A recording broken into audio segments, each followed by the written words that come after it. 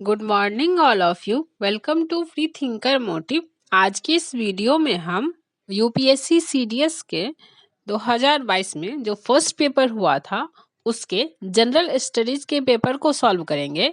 इससे पिछले वाले वीडियो में हम इसके 57th क्वेश्चन तक सॉल्व किए थे। बचे हुए क्वेश्चन को इस वीडियो में सॉल्व करेंगे।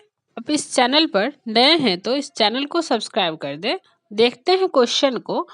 58th क्वेश्चन है, आइसोहेलिन किनको जोड़ने वाली रेखाएं हैं? ऑप्शन ए है समान ताप, ऑप्शन बी है समान दाब, ऑप्शन सी है समान वर्षा, ऑप्शन डी है समान लवणता। इसका राइट आंसर होगा ऑप्शन डी समान लवणता। आइसोहेलिन मानचित्र पर वह रेखाएं होती है जो महासागरों के उन स्थानों को मिलाती है जहां पर समान लवणता पाई जाती है। समान वायुदाब वाले स्थानों को मिलाने वाली रेखा को समदाब रेखा, समान सूर्यातप की अवधि को मिलाने वाली रेखा को आइसोहेल तथा समान वर्षा वाले स्थानों को मिलाने वाली रेखा को समवर्षा कहते हैं। नेक्स्ट क्वेश्चन है, निम्नलिखित में से किसे विदेशी प्रत्यक्ष निवेश के रूप में समझा जाएगा? ऑप्शन ए है भारत में शेयर बाजारों में शेयर खरीदने वाली कोई विदेशी कंपनी, ऑप्शन बी है भारतीय शेयर बाजारों में निवेश करने वाली कोई विदेश पेंशन निधि, ऑप्शन सी है भारतीय शेयर बाजारों से शेयर खरीदने वाली कोई विदेश वाणिज्यिक बैंक, ऑप्शन डी है भारत में शैक्षिक संस्थान स्थापित करने वाली कोई विदेशी सत्ता। इसका राइट आंसर होगा ऑप्शन डी, भारत में शैक्षिक संस्थान स्थापित करने वाला कोई विदेशी सत्ता।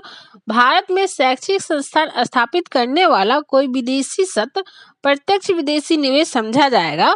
एफडीआई एक ऐसी प्रक्रिया होती है जिसके तहत एक देश के निवासी किसी अन्य देश में एक फर्म के उत्पादन, वितरण और अन्य गतिविधियों को नियंत्रित करने के उद्देश्य से संपत्ति का स्वामित्व प्राप्त करते हैं।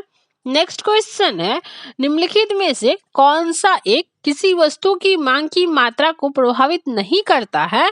ऑप्शन ए है वस्तु की अपनी कीमत, ऑप्शन बी है किसी पूरक वस्तु की कीमत, ऑप्शन सी है किसी स्थापन्न वस्तु की कीमत, ऑप्शन डी है वस्तु के उत्पादन में आगतों की कीमत। इसका राइट आंसर होगा ऑप्शन डी, वस्तु के उत्पादन में आगतों की कीमत। वस्तु के उत्पादन में आगतों की कीमत किसी वस्तु की मांग की मात्रा को प्रभावित नहीं करती है, जबकि शेष इसे प्रभावित करने वाले कारक हैं। नेक्स्ट क्वेश्चन है, निम्नलिखित में से किस एक देश का शिशु मृत्यु अनुपात भारत के शिशु मृत्यु अनुपात से तुलनीय है? ऑप्शन ए है चीन, ऑप्शन बी है संयुक्त राज्य अमेरिका, ऑप्शन सी है श्रीलंका, ऑप्शन डी है उपरोक्त में से कोई नहीं। इसका राइट आंसर होगा ऑप्शन डी, उपरोक्त में से कोई नहीं। उपरोक्त में से किसी भी देश का शिशु मृत्यु अनुपात भारत की शिशु मृत्यु अनुपात से तुलनीय नहीं है। शिशु मृत्यु पर नमूना पंजीकरण प्रणाली के आंकड़े के अनुसार वर्तमान में भारत में शिशु मृत्यु दर 1000 में 30 है, जबकि अमेरिका में शिशु मृत्यु दर 1000 में 6 है, श्रीलंका में शिशु मृत्यु दर 1000 में 5 है और चीन में शिशु मृत्यु दर 1000 में 7.52 यानी लगभग 8 बच्चा है। शिशु मृत्यु दर 1 वर्ष से कम आयु के बच्चे के प्रति 1000 जीवित शिशुओं पर होने वाली मौतों की संख्या होती है। नेक्स्ट क्वेश्चन है, निम्नलिखित में से कौन से उपादान एकाधिकारी प्रतियोगिता को सूचित करता है? फर्स्ट है विभेदित उत्पाद, दूसरा है क्रेताओं और विक्रेताओं की बड़ी संख्या, तीसरा है प्रवेश रोध, चौथा है सममांगी उत्पाद। नीचे दिए कोड का प्रयोग कर सही उत्तर चुनिए। ऑप्शन ए है पहला और दूसरा, ऑप्शन बी है पहला, दूसरा और तीसरा, ऑप्शन सी है तीसरा और चौथा, ऑप्शन डी है दूसरा और चौथा। इसका राइट आंसर होगा ऑप्शन ए, पहला और दूसरा। विभेदित उत्पाद और तथा क्रेताओं और विक्रेताओं की बड़ी संख्या उपादान एकाधिकारी प्रतियोगिता को सूचित करता है। नेक्स्ट क्वेश्चन है, भारत के संविधान के यथा संशोधित अनुच्छेद 19(1) में निम्नलिखित में से क्या शामिल है? पहला है भाषण और अभिव्यक्ति की स्वतंत्रता, दूसरा है शांतिमयता से बिना शस्त्र इकट्ठा होना। तीसरा है संपत्ति का अर्जन और निपटान करना। चौथा है भारत के पूरे राज्य क्षेत्र में स्वतंत्रता से आना जाना। नीचे दिए गए कोड का प्रयोग कर सही उत्तर चुनिए। ऑप्शन ए है पहला और दूसरा। ऑप्शन बी है केवल 4। ऑप्शन सी है 1, 2 और 4। ऑप्शन डी है ये सभी। इसका राइट आंसर होगा ऑप्शन सी पहला, दूसरा और चौथा। संविधान के अनुच्छेद 19(1) में निम्न 6 स्वतंत्रताओं का प्रावधान है।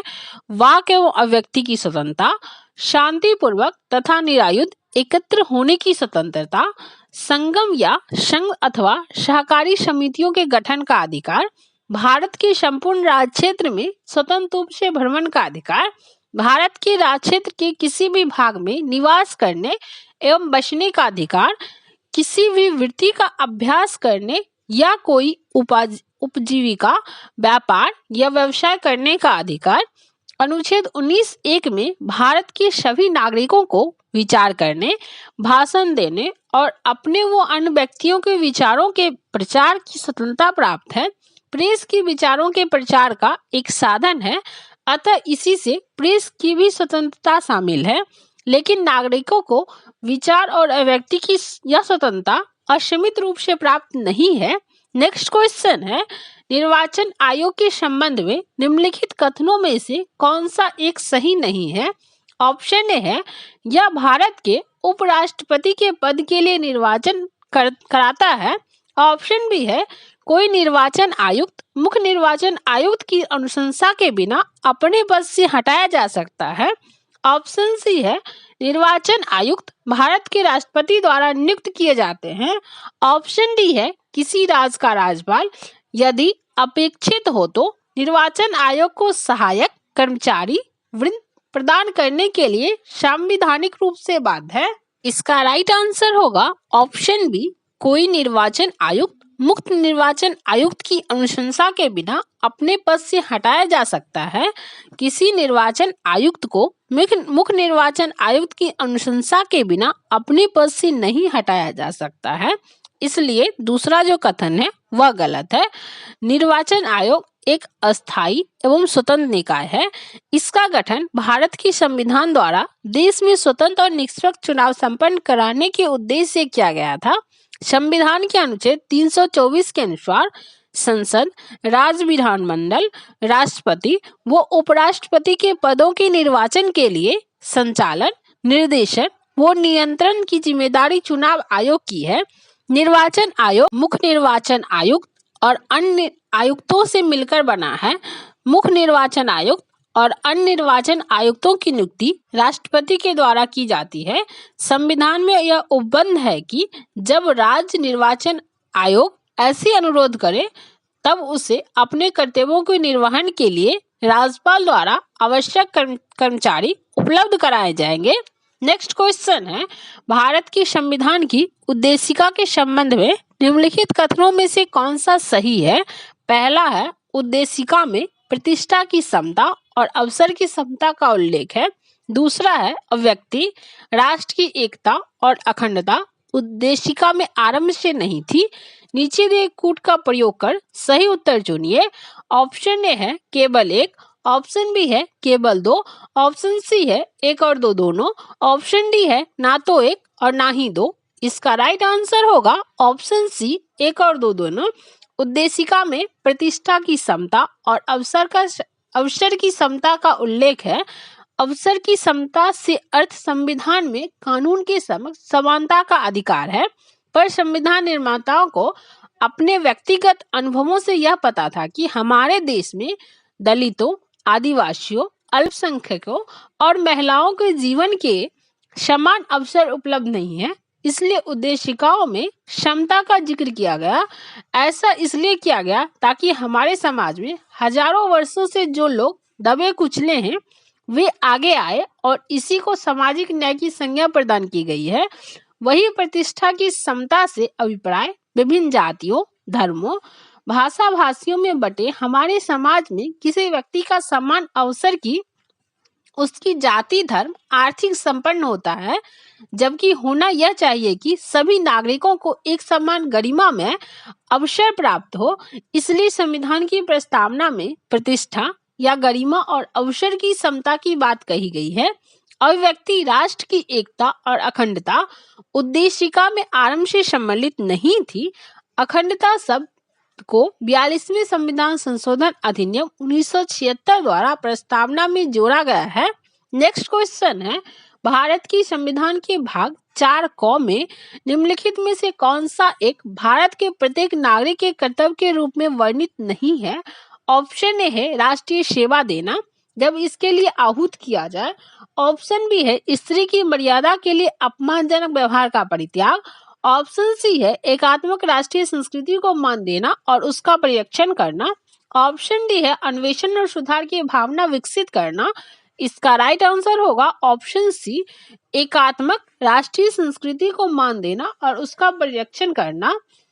42वें संविधान संशोधन अधिनियम 1976 के माध्यम से संविधान में एक नए भाग 4 क को जोड़ा गया। इस नए भाग में केवल एक अनुच्छेद शामिल था और वह था अनुच्छेद 51 को, जिसमें पहली बार नागरिकों के 10 मूल कर्तव्यों का उल्लेख किया गया था। अनुच्छेद 51 क के अनुसार भारत के प्रत्येक नागरिक का कर्तव्य होगा कि वह पहला संविधान का पालन करे और उसके आदर्शों, संस्थानों, राष्ट्रध्वज और राष्ट्रगान का आदर करे। हमारा दूसरा कर्तव्य है स्वतंत्रता के लिए हमारे राष्ट्रीय आंदोलन को प्रेरित करने वाले उच्च आदर्शों को हृदय में संजोए रखे और उनका पालन करें। हमारा तीसरा कर्तव्य है भारत की संप्रभुता, एकता और अखंडता की रक्षा करे और उसे अक्षुण्ण रखे। चौथा कर्तव्य है देश की रक्षा करे और आह्वान किए जाने पर राष्ट्र की सेवा करे। पांचवा है भारत के सभी लोगों में समरसता और समान भातृत्व की भावना का निर्माण करे, जो धर्म, भाषा और प्रदेश या वर्ग आधारित सभी भेदभाव से परे हो। ऐसी प्रथाओं का परित्याग करे जो स्त्री के सम्मान के विरुद्ध हो। छठा है हमारी संस्कृति की गौरवशाली परंपरा का महत्व समझे और उसका परिरक्षण करे। हमारा सातवां कर्तव्य है प्राकृतिक पर्यावरण की, जिसके अंतर्गत वन, झील, नदी और वन जीव है, रक्षा करे और उसका संवर्धन करे तथा प्राणी मात्र के प्रति दया भाव रखे। आठवां कर्तव्य है वैज्ञानिक दृष्टिकोण, मानववाद और ज्ञानार्जन तथा सुधार की भावना का विकास करे। नौवां है सार्वजनिक संपत्ति को सुरक्षित रखे और हिंसा से दूर रहे। 10वां है व्यक्तिगत और सामूहिक गतिविधियों के सभी क्षेत्रों में उत्कृष्ट की ओर बढ़ने का सतत प्रयास करे, जिससे राष्ट्र निरंतर बढ़ती हुई प्रगति और उपलब्धि की नई ऊंचाइयों को छू सके। और जो हमारा 11वां कर्तव्य है वह 86वें संविधान संशोधन अधिनियम 2002 के द्वारा जोड़ा गया। इसमें कहा गया है कि 6 से 14 वर्ष की आयु के अपने बच्चों को शिक्षा के अवसर उपलब्ध करवाना। नेक्स्ट क्वेश्चन है मुगल काल के हिंद फारसी इंडो पर्शियन स्रोतों में किसान को निर्दिष्ट करने के लिए निम्नलिखित शब्दों में से कौन से प्रयुक्त किए जाते थे? पहला है रैयत, दूसरा है आसामी, तीसरा है मुजरियान, चौथा है मजूर। नीचे दिए कूट का प्रयोग कर सही उत्तर चुनिए।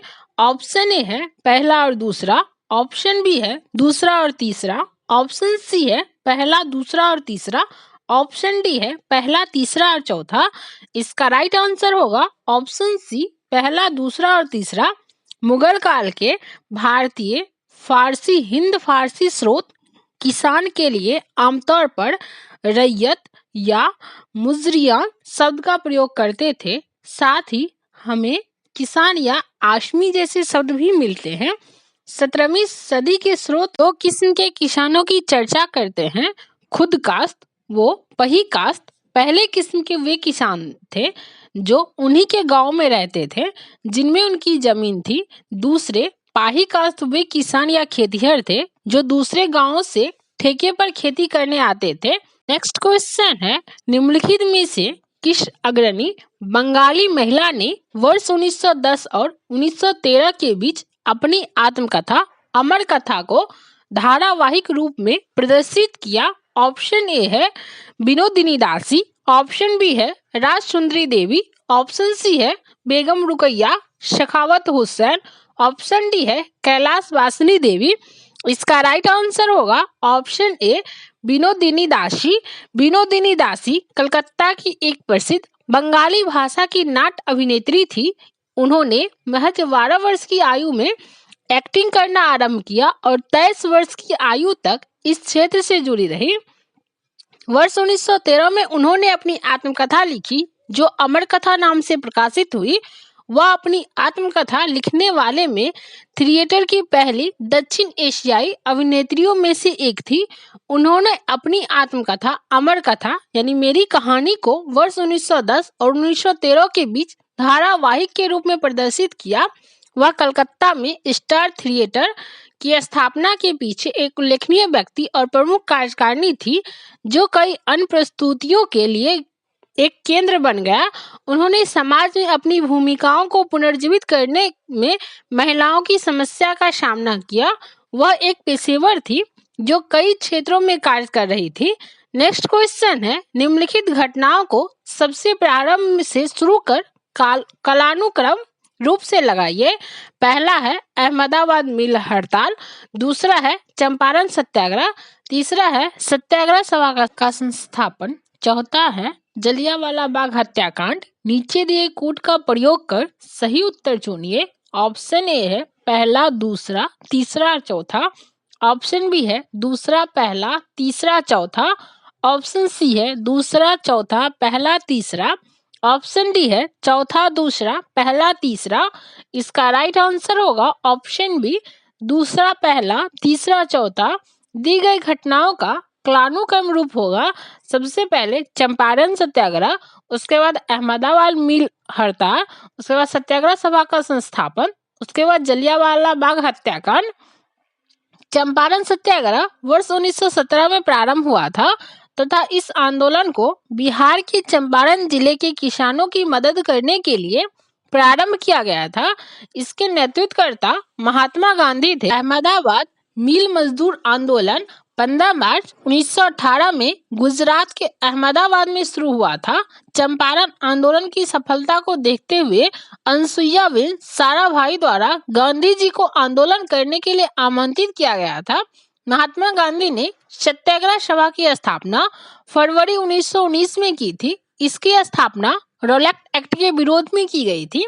जलियांवाला बाग हत्याकांड, जिसे अमृतसर नरसंहार भी कहा जाता है, 13 अप्रैल 1919 को हुआ था। यहाँ रॉलेट एक्ट का विरोध करने के लिए एक सभा हो रही थी जिसमें जनरल डायर नामक एक अंग्रेज अफसर द्वारा भीड़ पर गोलियां चला दी गई थी जिसमें कई हजारों लोग घायल और कई व्यक्ति मारे गए थे।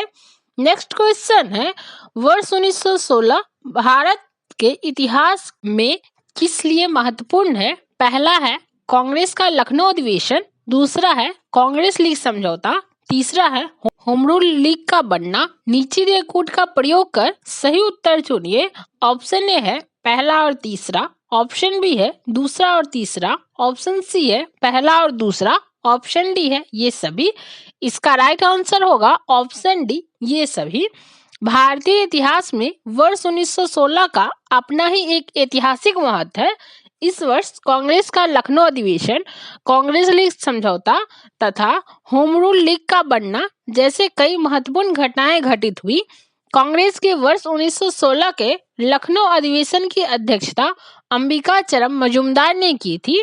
इस अधिवेशन में कांग्रेस के दोनों दलों, नरम दल व गरम दल को वापस एक मंच पर एक साथ लाने में तिलक और एनी बेसेंट को सफलता प्राप्त हुई तथा इसी अधिवेशन के दौरान कांग्रेस एवं मुस्लिम लीग के बीच समझौता हुआ। इसे लखनऊ समझौता या कांग्रेस लीग समझौता के नाम से भी जाना जाता है।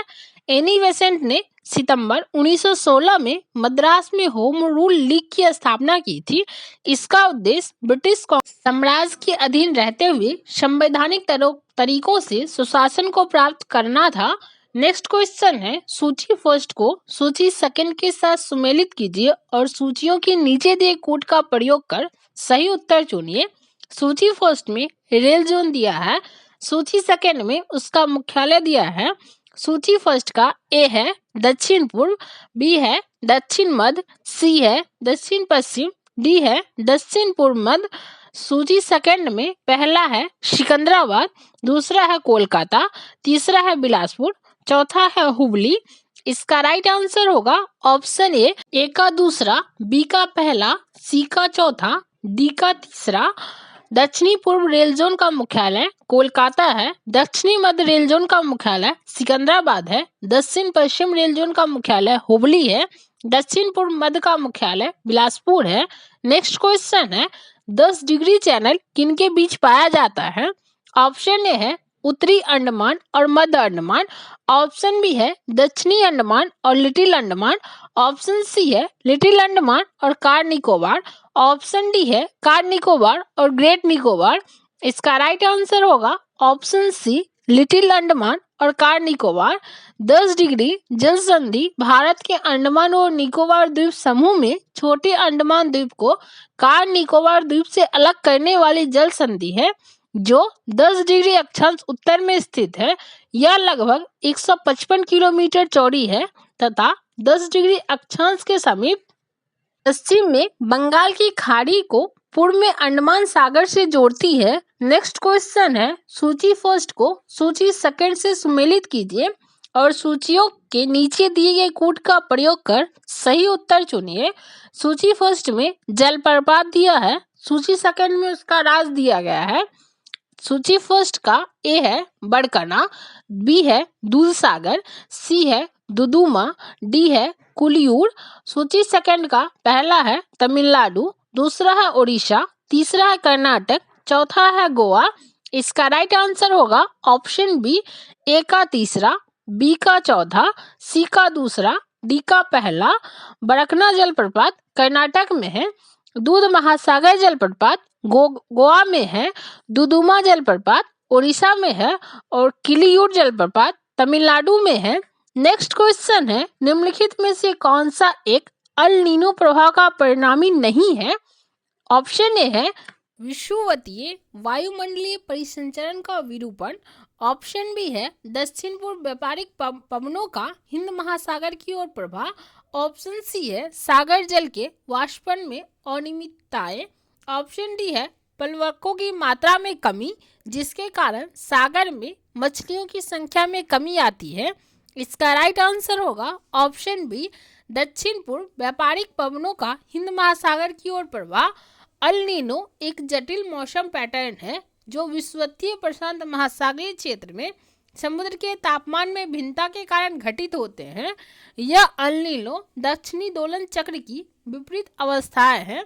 अल नीनो में व्यापारिक हवाएं गर्म सतही जल को दक्षिणी अमेरिकी तट से दूर ऑस्ट्रेलिया एवं फिलीपींस की ओर धकेलते हुए प्रशांत महासागर के किनारे किनारे पश्चिम की ओर बहती हैं। पेरू के तट के पास जल ठंडा होता है एवं पोषक तत्वों से समृद्ध होता है जो कि प्राथमिक उत्पादकों, विविध समुद्री पारिस्थितिक तंत्रों एवं मछलियों के जीवन प्रदान करता है। अल नीनो के दौरान व्यापारिक पवनें मध्य एवं पश्चिमी प्रशांत महासागर में शांत होती है।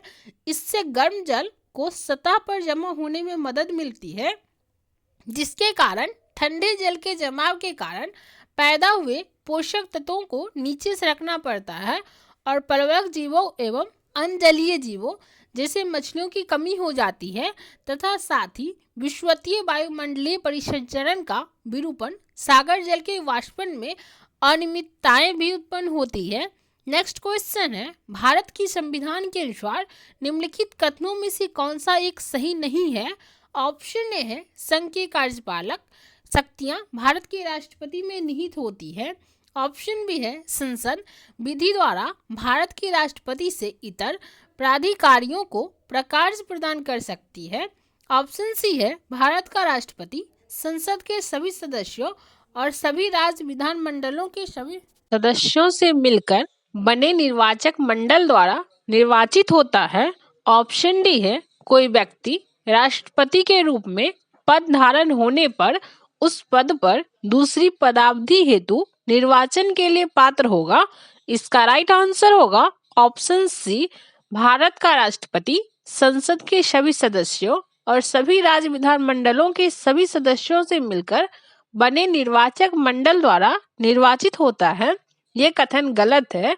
राष्ट्रपति का निर्वाचन जनता प्रत्यक्ष रूप से नहीं करती है, बल्कि एक निर्वाचन मंडल के सदस्यों द्वारा उसका निर्वाचन किया जाता है।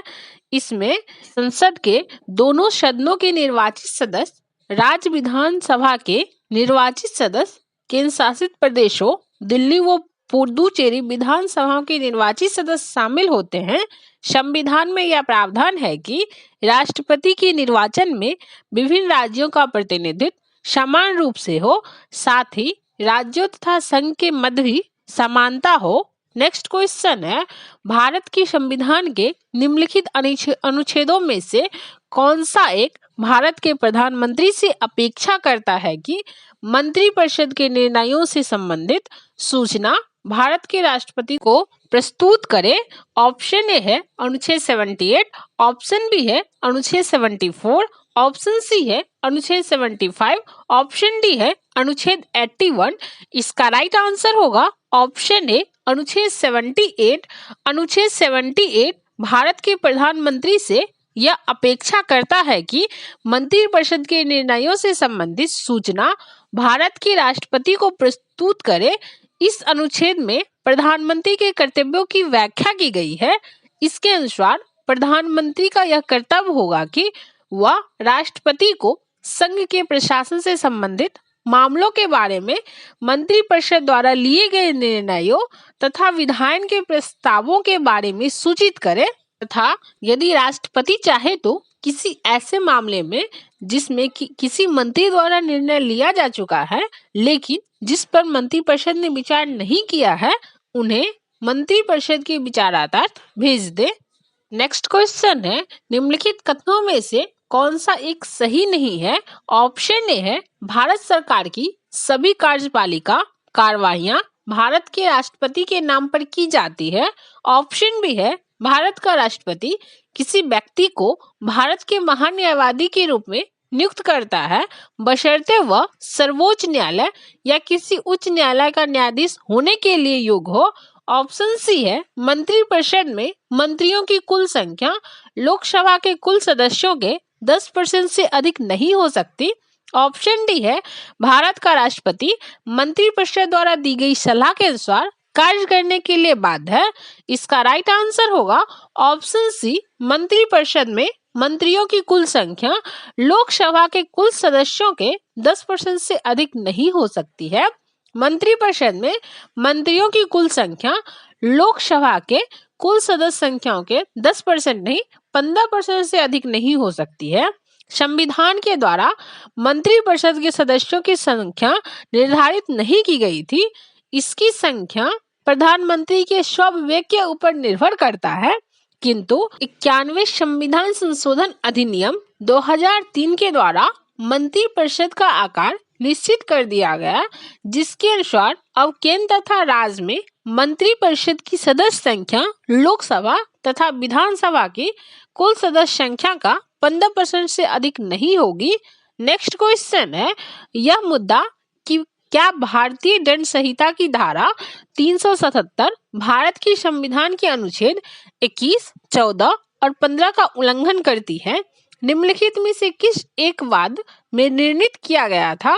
ऑप्शन ए है श्रेया सिंघल बनाम भारत संघ, ऑप्शन बी है विशाखा बनाम राजस्थान राज्य, ऑप्शन सी है शायरा बानो बनाम भारत संघ, ऑप्शन डी है नाज फाउंडेशन बनाम दिल्ली राष्ट्रीय राजधानी क्षेत्र सरकार एवं अन्य। इसका राइट आंसर होगा ऑप्शन डी, नाज फाउंडेशन बनाम दिल्ली राष्ट्रीय राजधानी क्षेत्र सरकार एवं अन्य।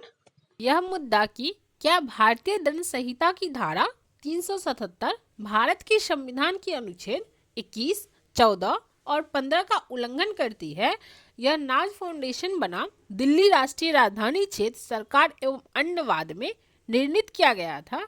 यह एक ऐतिहासिक फैसला है जिसे दिल्ली उच्च न्यायालय के 2 न्यायाधीशों की पीठ ने सुनाया था, जिसमें कहा गया था कि वयस्कों के बीच सहमति में समलैंगिक यौन संबंध को मानना भारत की संविधान द्वारा संरक्षित मौलिक अधिकारों का उल्लंघन है। नेक्स्ट क्वेश्चन है, निम्नलिखित में से कौन सी एक रीट का अर्थ है आपके पास शरीर है? ऑप्शन ए है हैबियस कॉर्पस, ऑप्शन बी है मैंडेमस, ऑप्शन सी है सर्शियोरारी और ऑप्शन डी है को वारंटो। इसका राइट आंसर होगा option A habeas corpus. Habeas corpus एक लैटिन शब्द है जिसका अर्थ होता है आपके पास शरीर है। यह एक प्रकार का कानूनी आज्ञा पत्र होता है जिसके द्वारा किसी गैर कानूनी कारणों से गिरफ्तार व्यक्ति को रिहाई मिल सकती है। यह आज्ञा पत्र अदालत द्वारा पुलिस या अन्य गिरफ्तार करने वाले राजकीय संस्था को यह आदेश जारी करता है कि बंदी को न्यायालय में पेश किया जाए और उसके विरुद्ध लगे हुए आरोपों से न्यायालय को अवगत कराया जाए। यह सार्वजनिक प्राधिकरणों के साथ साथ निजी व्यक्तियों के खिलाफ जारी किया जा सकता है। नेक्स्ट क्वेश्चन है, निम्नलिखित में से कौन सेरामपुर मिशन से संबंधित था? ऑप्शन फर्स्ट है विलियम कैरी, दूसरा है जोशुआ मार्समैन, तीसरा है विलियम वार्ड, चौथा है डेविड हेयर। नीचे दिए कोड का प्रयोग कर सही उत्तर चुनिए। ऑप्शन ए है पहला और दूसरा, ऑप्शन बी है पहला और तीसरा, ऑप्शन सी है पहला दूसरा और तीसरा, ऑप्शन डी है दूसरा तीसरा और चौथा। इसका राइट आंसर होगा ऑप्शन सी पहला दूसरा और तीसरा। सेरामपुर मिशन भारत का पहला ईसाई मिशनरी संगठन था। विलियम कैरी और उनके दो सहयोगियों जोशुआ मार्समैन तथा विलियम वार्ड ने 10 जनवरी 1800 को इस मिशन की स्थापना की। इस मिशन ने हुगली जिले में 2 संस्थानों से यूशी के संदेश का प्रचार करना शुरू कर दिया था। इनकी पहल के माध्यम से बैप्टिस्ट मिशनरी सोसाइटी का गठन किया गया। इस मिशन के परिणाम स्वरूप वर्ष 1800 में एक प्रिंटिंग प्रेस और वर्ष 1818 में एक कॉलेज की स्थापना हुई। नेक्स्ट क्वेश्चन है, निम्नलिखित कथनों पर विचार कीजिए। पहला है 19वीं शताब्दी में किसानों ने भारत के विभिन्न हिस्सों में साहूकारों और अनाज व्यापारियों के विरुद्ध विद्रोह कर दिया। दूसरा है मई 1875 में बम्बई दक्कन में पूना जिले के सूपा गांव में किसानों ने दुकानदारों पर हमले किए, वही खाते जला दिए, अनाज की दुकानें लूट ली और साहूकारों के घरों में आग लगा दी। उपरोक्त में से कौन से कथन सही हैं? ऑप्शन ए है केवल एक, ऑप्शन बी है केवल दो, ऑप्शन सी है पहला और दूसरा दोनों, ऑप्शन डी है ना तो एक ना ही दो। इसका राइट आंसर होगा ऑप्शन सी पहला और दूसरा दोनों। 19वीं शताब्दी में लगातार पड़ने वाले अकालों ने कृषकों को असहाय बना दिया तथा ब्रिटिश शासन की भू राजस्व प्रणाली नए सामाजिक वर्गों जमींदार भूस्वामी बिचौलियों ने भी किसानों का शोषण किया। ऐसी स्थिति में किसानों ने सामंती व्यवस्था, राजस्व व्यवस्था और शोषण के विरुद्ध आंदोलन किए। किसानों ने भारत के विभिन्न हिस्सों में साहूकारों और अनाज व्यापारियों के विरुद्ध विद्रोह किया। इसी क्रम में मई 1875 में बम्बई दक्कन में पूना जिले के सूपा गांव में किसानों ने दुकानदारों पर हमले किए, वही खाते जला दिए गए, अनाज की दुकानें लूट ली और साहूकारों के घर जला दिए। अंग्रेज सरकार ने इस विद्रोह का कठोर पूर्वक दमन किया तथा विद्रोहों के कारणों का पता लगाने के लिए दक्कन उपद्रव आयोग की स्थापना की। नेक्स्ट क्वेश्चन है, निम्नलिखित में से कौन सा एक कौटिल्य के राज के सप्तांग सिद्धांत का अंग नहीं था? ऑप्शन ए है अमात, ऑप्शन बी है जनपद, ऑप्शन सी है दुर्ग, ऑप्शन डी है धम्म। इसका राइट आंसर होगा ऑप्शन डी धम्म। धम्म कौटिल्य के राज के सप्तांग सिद्धांत का अंग नहीं था। कौटिल्य ने सप्तांग सिद्धांत में राज के 7 अंगों का वर्णन किया है। कौटिल्य ने राज के सभी अंगों की तुलना शरीर के अंगों से की है। जिस तरह मानव शरीर का अपना महत्व है, उसी तरह राज के अंगों का भी महत्व है। इसी तरह कौटिल्य ने राज के 7 अंगों के महत्व का वर्णन किया है जो किसी राज को चलाने या उसकी रक्षा के लिए बहुत ही महत्वपूर्ण है। ये 7 अंग हैं राजा, अमात, जनपद, दुर्ग, कोष, दंड, तथा मित्र हैं। ये सब मिलकर राजनीतिक संतुलन बनाए रखते हैं।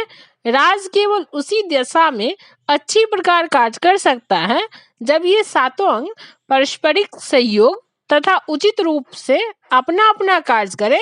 नेक्स्ट क्वेश्चन है, बौद्ध मत में अशोक की आस्था के बारे में निम्नलिखित कथनों पर विचार कीजिए।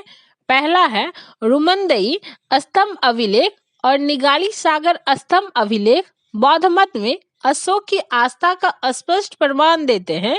दूसरा है, लघु शिलालेख फर्स्ट बौद्ध मत में अशोक की आस्था में अकस्मात आए परिवर्तनों का प्रमाण देता है। उपरोक्त में से कौन सा कथन सही है? ऑप्शन ए है केवल एक, ऑप्शन बी है केवल दो, ऑप्शन सी है एक और दो दोनों, ऑप्शन डी है ना तो एक ना ही दो। इसका राइट आंसर होगा ऑप्शन ए केवल एक। अशोक के रुमंदई स्तंभ अभिलेख से अशोक की बौद्ध धर्मस्थलों की यात्रा का उल्लेख मिलता है। अशोक के 8वें शिलालेख में भी उसके राज्याभिषेक के 10वें वर्ष के पश्चात शंबोधि की यात्रा कर धर्म यात्राओं के प्रारंभ करने का उल्लेख मिलता है।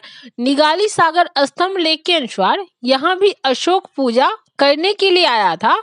इसके अलावा वैराट की शिलालेख से अशोक की बुद्ध धम्म और संघ में पूर्ण आस्था का ज्ञान प्राप्त होता है। लघु शिलालेखों के द्वारा अशोक के व्यक्तिगत इतिहास तथा उसके धर्म के संबंध में जानकारी प्राप्त होती है। सारनाथ, सांची और कौशाम्बी के लघु स्तंभों से भी अशोक के बौद्ध धर्म के अनुयायी होने का प्रमाण प्राप्त होता है।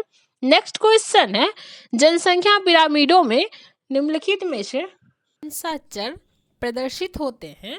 पहला है वायु वर्ग, दूसरा है लिंग सूचक। नीचे दिए कूट का प्रयोग कर सही उत्तर चुनिए। ऑप्शन ए है केवल एक, ऑप्शन बी है केवल दो, ऑप्शन सी है एक और दो दोनों, ऑप्शन डी है ना तो एक ना ही दो।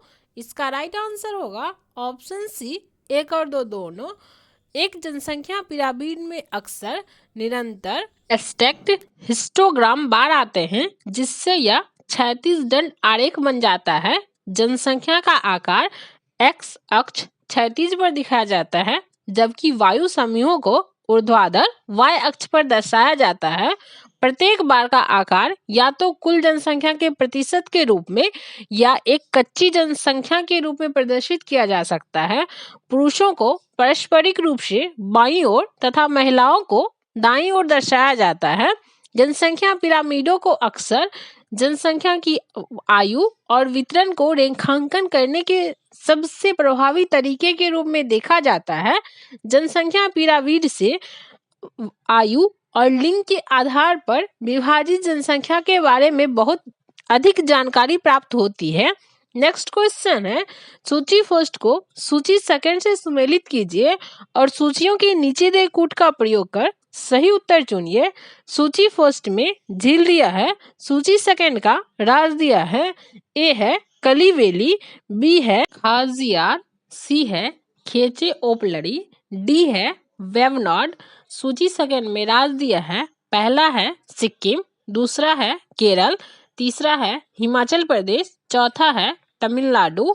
इसका राइट आंसर होगा ऑप्शन डी, ए का फोर्थ, बी का थर्ड, सी का फर्स्ट, डी का सेकंड।